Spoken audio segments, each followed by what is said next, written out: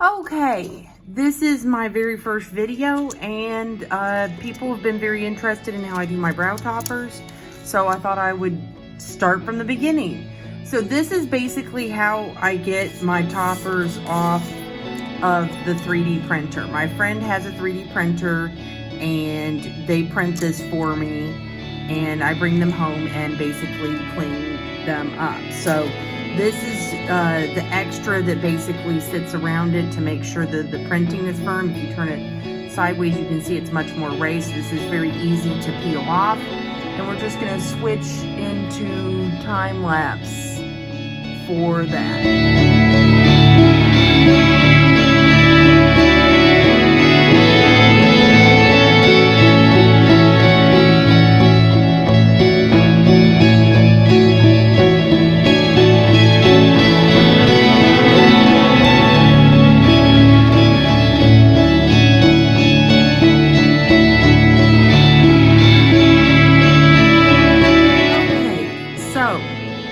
Originally, I had made this top, and I thought it was going to be a little more cream than it ended up. This is what it looked like without the gel on it.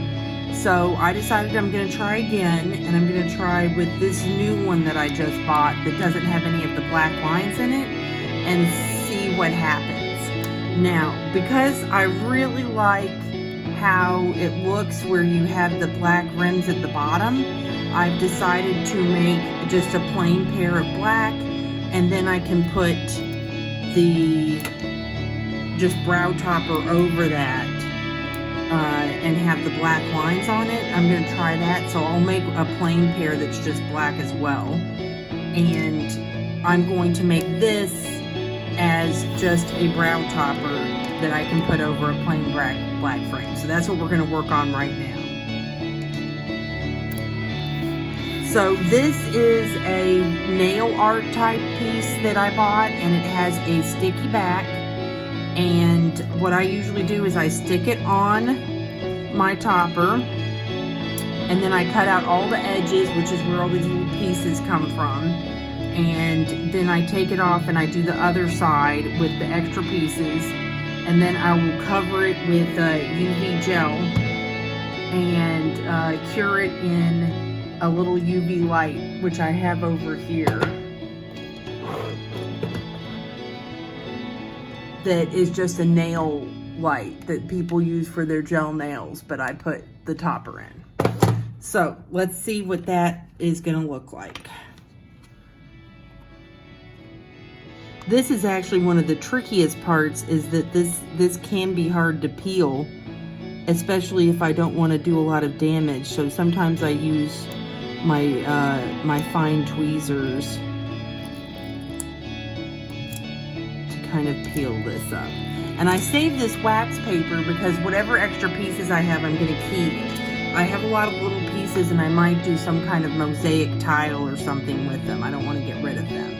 So I'm going to put this over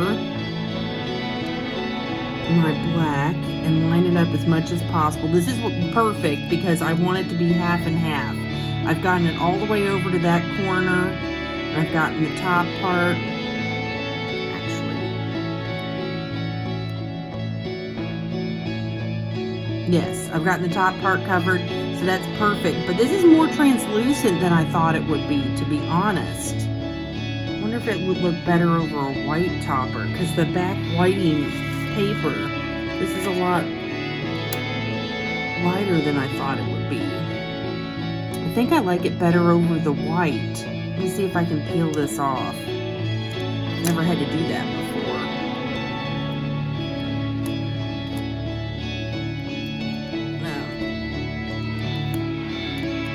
No. Okay. This is one of the reasons why these are nice, is because they're sticky and thin, but this is a lot thinner and more translucent than I thought it would be. And I wanted it to be this contrast color between the black and the topper part. So this is an interesting experiment, because this is a little different than what I've done in the past. I'm not making a topper that I've done before. So I've pressed everything on.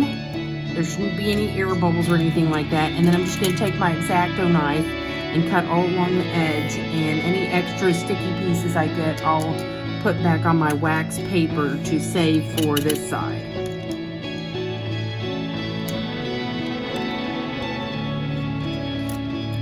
This ring light is useful. I bought it to do this video to hold my camera up, but it is also helping illuminate everything. Now my desk is in right by a window, and it's sunny today here, so that's also giving me a lot of really good light.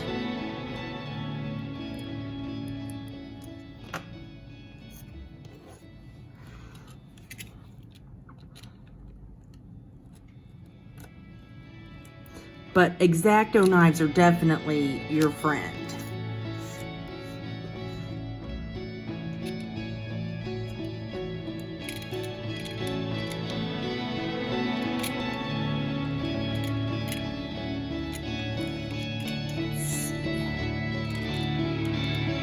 I just want everything to be as clean and smooth as possible. So this happened, I accidentally pressed up against and got a little bit of the plastic, but that happens sometimes, and it's in the underneath, so no one's going to see that.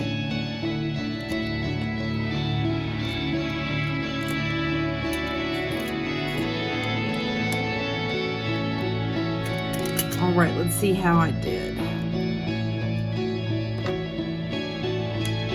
See, there's a little bit here.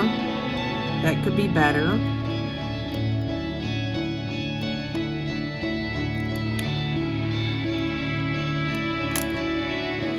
This more transparent one is a little easier to see exactly where the errors are.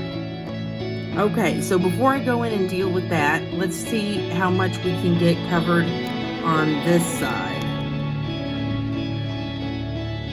So I try to get as much as I can on the second one, and it's not going to be as even. And this is probably my best bet, and then do a piece here that's cut out from this. And that could have been down a little bit lower to make that a little more flush. But overall, that's not bad.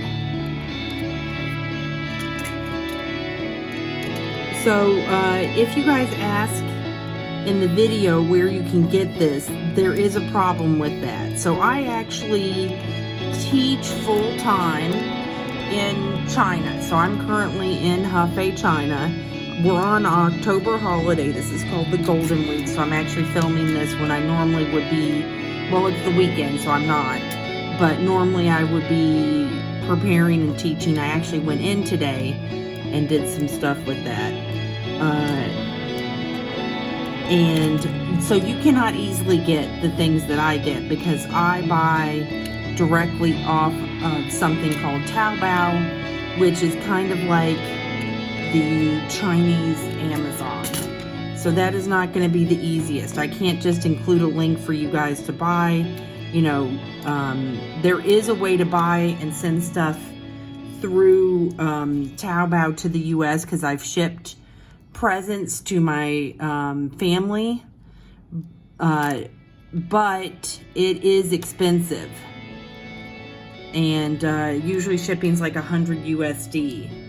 So I don't know if that's something you would want to do to get all of this in.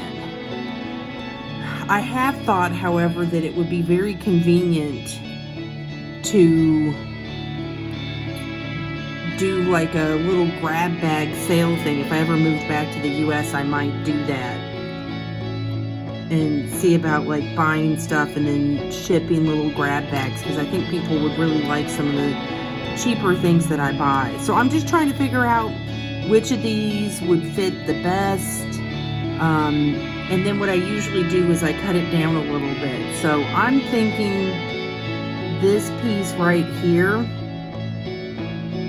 looks pretty good. So I'm gonna actually just use my scissors to snip this off a little bit, because then I don't even have to lay it down and with the sticky part. All right, now let's see.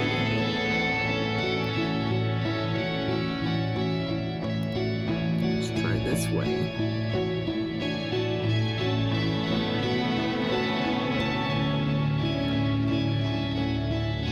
Okay, that looks really good.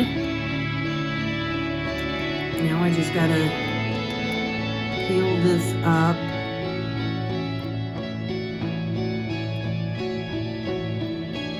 This is another time where it's a little bit easier to go in with the scissors, because then I can do more precise work later. That looks really good. All right, let's turn that over.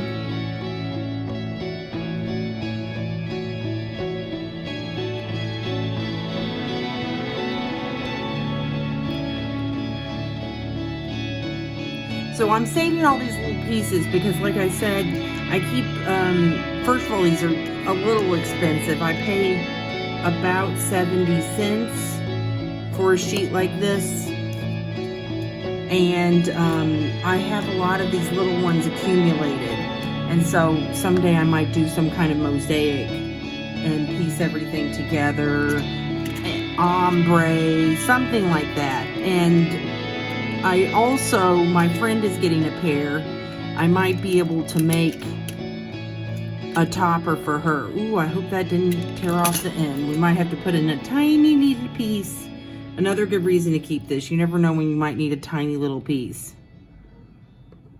And sorry, my nails are not actually usually quite this long. I wear press-on nails, and because I do a lot of videos when I'm teaching at school. I have basically the same kind of setup, but I use a document camera to project what I'm doing. And it's just nice when I know that my nails look good, because I have my hands right up where my students can see them, and they're so big. Yeah, look, we're gonna have to put a tiny little piece in. Maybe we can just do one of these ones that we're gonna cut right here.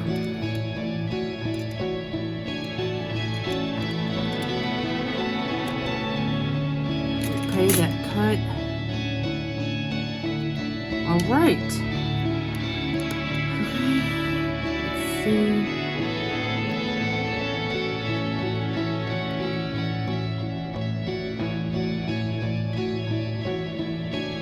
Okay, good. Now we'll just cut that again. Good. Okay, now this is a little rough. But I don't want the shell breaking too much. So what I'm going to do is I'm actually going to do the clear coat on top and cure it. And then I'm going to like buff out the edges a little bit and see if I want to do another coat. I just want to see this corner. There's a few little slim pieces that I think it could be a little bit better. I don't want to have to sand so much. So I'm hopeful I can get that down a little bit more.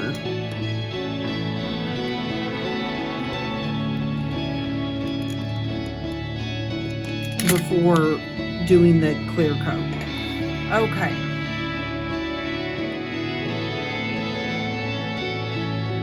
Yeah, that looks pretty good. Okay. So one of the other things that I got to help with this, especially with these smaller, lighter ones, this is actually supposed to be for nail curing. You have all these different ones, and you put a fake nail on it and make your own nails, or a professional. And I took off the edge pieces and just did the one, and this way I don't have to delicately hold everything. I can just put a generous squeeze of the UV resin.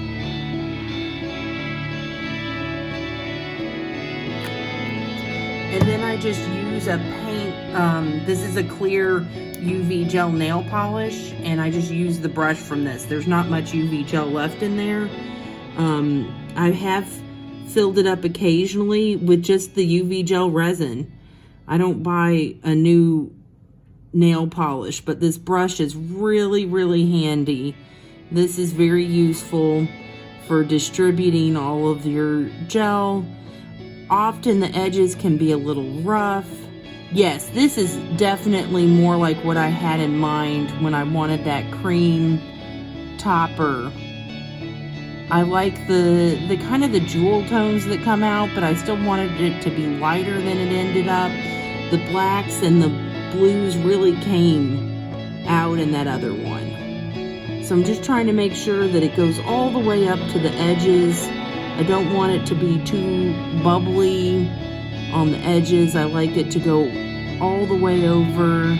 We'll do a little filing and smooth it, but this way we don't want the shell to break because the shell is quite thin. And then I just stick it into my UV light.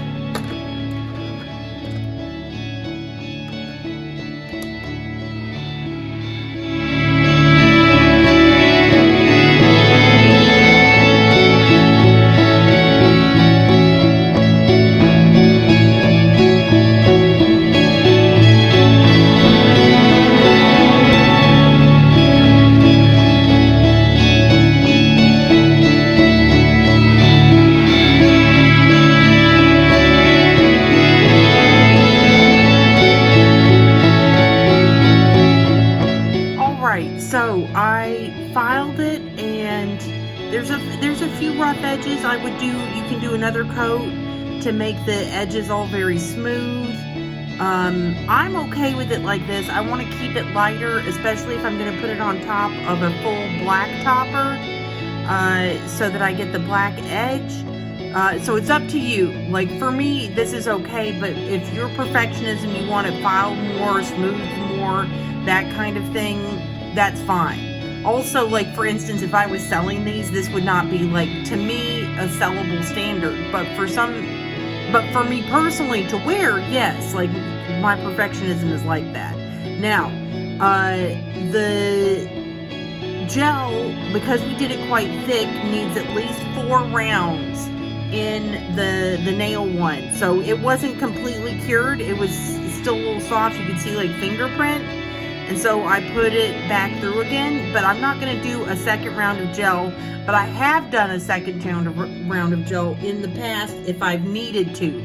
I think these are going to be okay. And if there is a problem, I can always go back and do it. But once you do a second round of gel, it's on there and it's going to be heavier. So I'm going to wait and see if this is going to be okay. Now, the next big thing is putting in the magnets. So the easiest way to put in your magnets is to take a topper that you already own, like this, and we want to put them back to back. Okay, so here's an already owned topper, and then what I use is a knitting needle.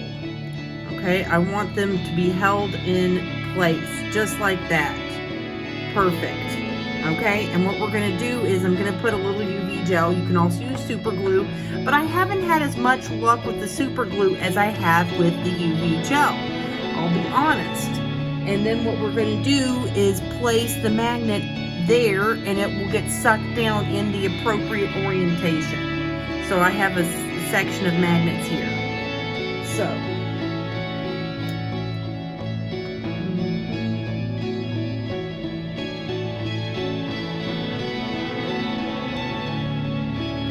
just a little dabble, do you?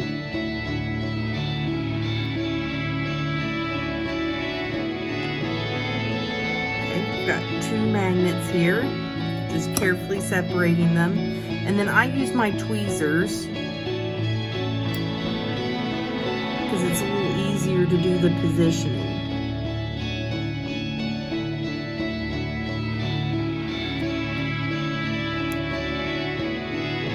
So you can see that it got sucked in appropriately. Now, I have found that the magnets don't always sit just right. Especially, I find sometimes the 3D printer holes are not big enough. I'm using these thinner magnets, especially for the brow toppers. That's very convenient.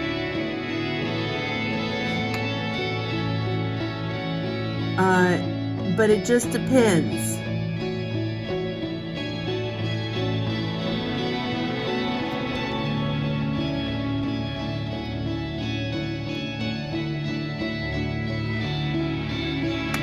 Right, and then I'm just going to put them in to do the gel cure.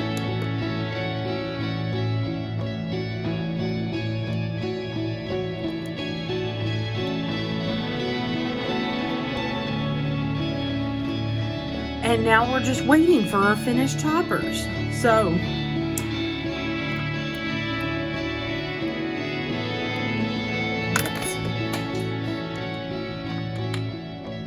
anyway, that's it. That's how I do this basic shell topper. And when it comes out, I'll just do the other side and it will be finished.